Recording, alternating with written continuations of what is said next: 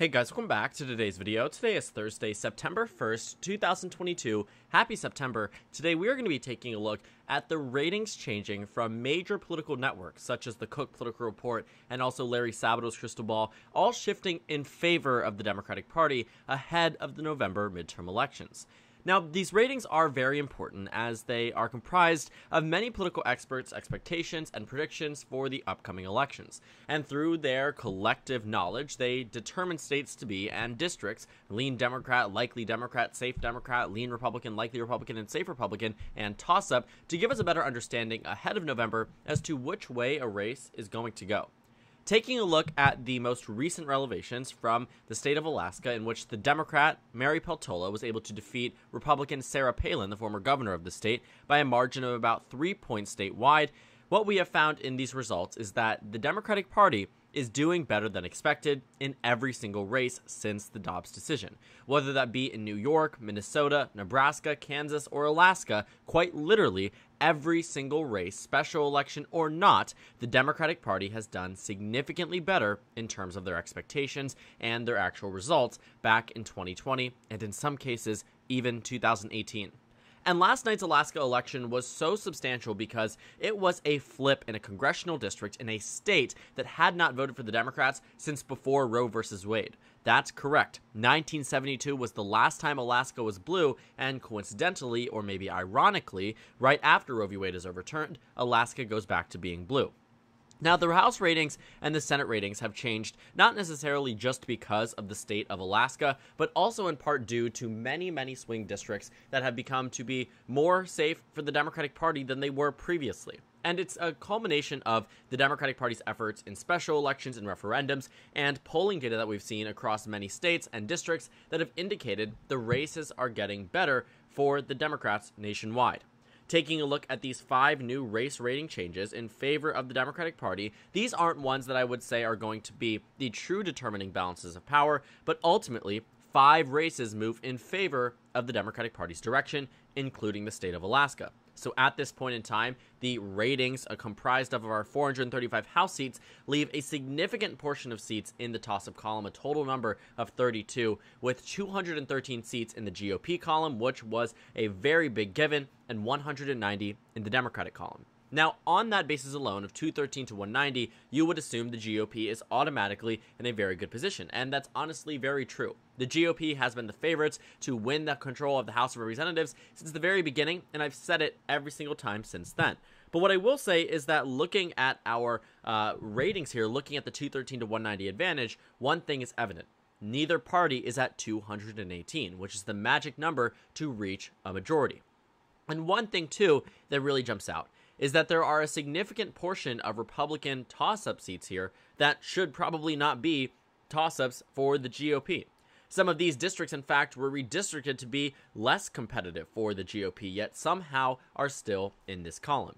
Now, this isn't to say the Democratic Party isn't behind. They absolutely are on the House level, and the GOP maintains a heavy advantage when it comes down to the chances at winning control. But this chance and level of being at 25% on 538 in the the predicted forecast here, you can see, not the forecast, the betting markets, Democrats are at the highest point during the entire time of the betting market's existence. Democrats are certainly doing better, but that isn't to say the GOP isn't ahead in the House elections. But as the ratings do change in favor of the Democratic Party, if this continues until November, it becomes a very real possibility that Democrats do, in fact, retain control of the House of Representatives. And considering that they have a chance about 1 in 4 at this point, it's a very similar chance to where Donald Trump was in the 2016 election, according to 538. So upsets do happen. Things that have a 1 in 4 chance happen all the time. It obviously isn't the likeliest outcome, thus my expectation, the GOP winning control of the House, but it definitely is up there. Now, the House elections aren't the only things that have exhibited changes over the past couple of days in terms of expert ratings and forecasts. Larry Sabato's Crystal Ball at the University of Virginia has recently moved 2 states into the lean Democratic column from toss-up in the Senate elections. Now, looking at these states, Arizona and Pennsylvania, there's a bit of an understanding as to why. The polling data has gotten a lot better for the Democrats in these 2 states over the past couple of months relative to where they were before the nominees were picked out. And based off of the deluxe model, not even the classic or light model, the deluxe model from 538, the Democrats have about a 75% chance of victory in the state of Arizona. In Pennsylvania, it's about 79%. When you take a look at the results and the prediction from back in early June, the Republicans were up in Pennsylvania. Mehmet Oz, as the nominee, had about a 65% chance at victory on June 11th. Today, on September 1st, it's about 21%. Then when you head over into the state of Arizona, you will see that you see a very similar type of change here. The Democrats were always in the advantage, but never to this extent up until now. If you take a look at the numbers, even 2 months ago, July 1st, the Republican Blake Masters had a 42% chance of victory. Today, that dips down to a very low point of 25%. So with these ratings changing on both FiveThirtyEight, Larry Sabato's crystal ball, and in many other forecasts, it is evident that the tides are turning away from the GOP and that the experts are realizing that. Our expectations need to shift as a result of these Senate rating changes and these House rating changes. Looking at where we stand right now, the Democratic Party is in their best position they have been since the January 2021 runoff elections in the state of Georgia. Following the Glenn Youngkin victory in the state of Virginia, as a predictor myself, I overwhelmingly expected the GOP to win control of the Senate by epic proportions. The House elections, I was expecting to see maybe upwards of 240 seats in favor of the Republican Party. And that's because at that point, the GOP was riding high. They had just flipped a Biden double-digit state in favor of the GOP. They won numerous down-ballot races that they never should have been able to win, and they flipped control of the state legislature. But then things started to change. The months went on and the GOP started to do better, but then a leaked draft opinion came from the United States Supreme Court indicating that Roe v. Wade would be overturned, and Democrats geared up in full force. But that leak wasn't enough to persuade voters to vote for the Democratic Party because there was still an expectation or a hope on the side of the Democratic Party that the Supreme Court would change their position. But once they decided not to change their position, things got worse for the GOP. The numbers between November 2021 and now are significantly worse for the GOP. And based off of these recent race rating changes from Sabato's crystal ball, the Cook political report, it has now come to a point where GOP control in the House is no longer a foregone conclusion, and the Senate is seemingly out of reach as of right now for the GOP in terms of the likeliest outcome. The Republican Party, to reiterate what I said previously, was in the advantage for a very long period of time. Between the beginning of this forecast, June 1st, all the way until about July 24th, the GOP had the lead in terms of the chances of control in the U.S. Senate. But then things flipped immediately and started to expand and expand and expand for the Democratic Party. And honestly, it gets a lot better when you take out expert ratings, ones that likely have changed this model this morning alone through Arizona and the state of Pennsylvania. But when you take out expert ratings altogether and you just consider past voting history, polling numbers, fundraising data, you find that Democrats actually jump up to a 77% chance of victory. So if we were to treat these forecasts as equals, Republicans love the FiveThirtyEight forecast because it shows them in the advantage in the House. But let's say we were to utilize the classic prediction, the one that removes expert ratings, ones that are lagging indicators because it takes time to move these races. Honestly, had Alaska not occurred, maybe these ratings would not have changed, but they would have been necessary because what Alaska proved was that these races should be characterized the way that they were. All the predictors and the pundits needed was a nudge from Alaska, but had it not been there, maybe it would not have occurred. So there's an argument to be said about not containing or not utilizing the expert predictors in all of your forecasts. So if we were to revert and take it away in the classic model, the Republican Party has about an equal chance at winning control of the House of Representatives that Democrats do at retaining control of the Senate. In fact, the Democratic Party has a higher chance at retaining control of the Senate, the narrowest possible majority in the entirety of the American political system, a 50-50 majority. The Democratic Party having a 77% chance of victory, and the House elections, Republicans have just a 75% chance at victory, which means the Democratic Party is doing better in the Senate versus the House, according to the classic model. We have already talked about it this morning, about how the red wave is receding and how the Republican Party is not doing as well as they were previously. But now that you are seeing put into a concrete effect in concrete form in terms of predictions, in terms of ratings, you start to see where you are really going to find the GOP struggling for victory. It isn't just a general and broad generic ballot or President Biden approval or statewide poll. It's congressional districts that Republicans were relying on as automatic pickups that are no longer in their column. In fact, as the Democrats win the state of Alaska, it has now returned itself to being a toss-up. In 2020, in 2018, in 2016, in every election back to 1973, the Republicans had locked down Alaska. The ratings for the state of Alaska going into the special election, Cook Political Report had it as likely Republican. Larry Sabato's crystal ball had it as safe Republican. This is the first safe rating Larry Sabato's crystal ball has gotten inaccurate in 12 years.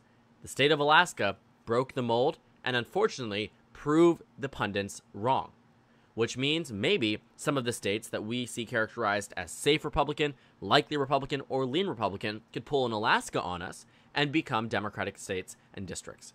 Because what Nebraska's first district proved was that a safe district came down to a 5-point race. Minnesota's first district proved that a safe Republican district narrowed down to a 4-point race.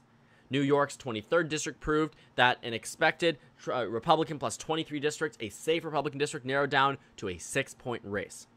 New York's 19th proved that an expectation of the Republicans winning in that special election narrowed down to being a Democratic victory. And in the state of Alaska, rated as safe and likely Republican by everyone, it narrowed down to be, guess what? A Democratic flip for the first time in 49 years. So we can go into this looking at the ratings, looking at the forecasts that have been released by Cook and Sabato's crystal ball, and recognize that they might actually be slightly off, to the extent that they might have been in the state of Alaska, which should terrify the Republican Party. People are more confident, I should say, in the Democratic Party in the House and the Senate than they've been in a very long time. But that isn't to say the Republicans still can't win both.